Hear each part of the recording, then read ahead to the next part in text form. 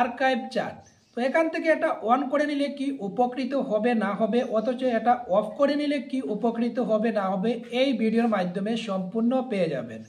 তো ভিডিওটা পুরো দেখবেন, ভিডিও পুরো না দেখলে কিছুই বুঝতে পারবেন না। কিপ চ্যাট আর্চিভ এটা অন রয়েছে, এটা অন থাকলে কি হয় আর এটা অফ থাকলে কি হয়, এই সমস্যার সমাধানটা এই ভিডিওর মাধ্যমে পেয়ে যাবেন।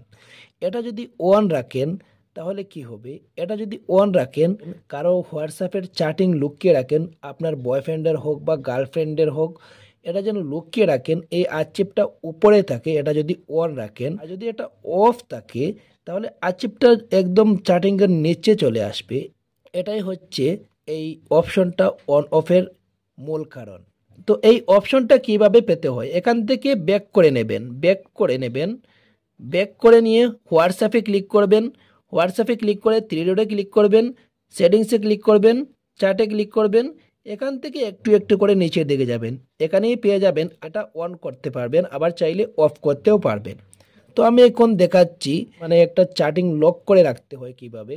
আপনারা হয়তো অনেকেই জানেন না কিভাবে লক করে রাখতে হয়। তো এখান থেকে ব্যাক করে নেবেন, ব্যাক করে নিয়ে এই যে চ্যাটিং দেখতে পাচ্ছেন, আমি ওনাদেরকে চ্যাট করেছি, দেখতে পাচ্ছেন যে কোনো একটা নাম্বারের চ্যাটিং আমি সম্পূর্ণ লক করে রাখতে পারবো আর্চিভ করে।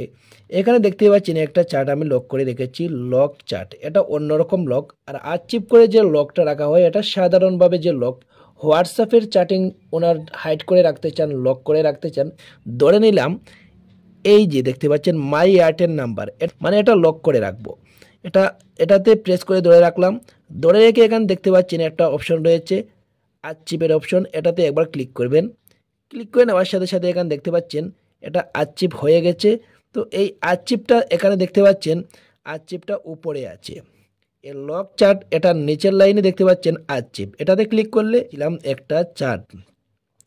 এই সম্পূর্ণ চ্যাট আমি লক করে রেখেছি, এটা আর কেউ পাবে না।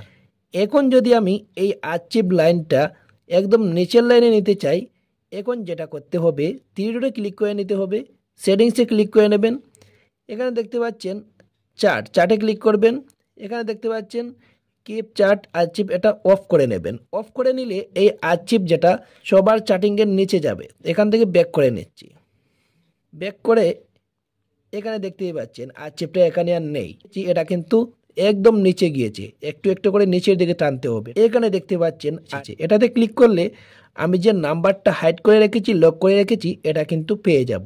এটাতে ক্লিক করলাম, ক্লিক করে এখানে দেখতে পাচ্ছেন মাই এয়ারটেল নাম্বার, আমি যে একটা নাম্বারের চ্যাটিং হাইড করে রেখেছিলাম এখানেই দেখতে পাবো, দেখতে পাচ্ছেন।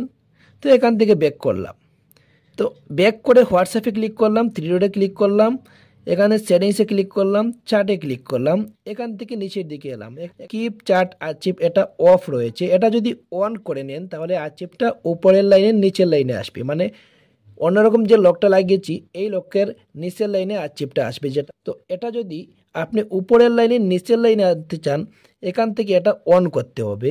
এখন আমি দেখতে পাবো আর্চিভ যেটা এটা উপরের লাইনে নিচের লাইনে এসে গেছে, দেখতেই পাচ্ছেন। আর উপরের যে চার্ট যেটা দেখতে পাচ্ছেন এটা কিন্তু লক, মানে ফিঙ্গার লক, এটা কেউ খুলতে পারবে না অতি সহজে। এটা অফ করলে কি হয় আর এটা অন করলে কি হয়, তো নিশ্চয়ই এখন বুঝতে পেরেছেন।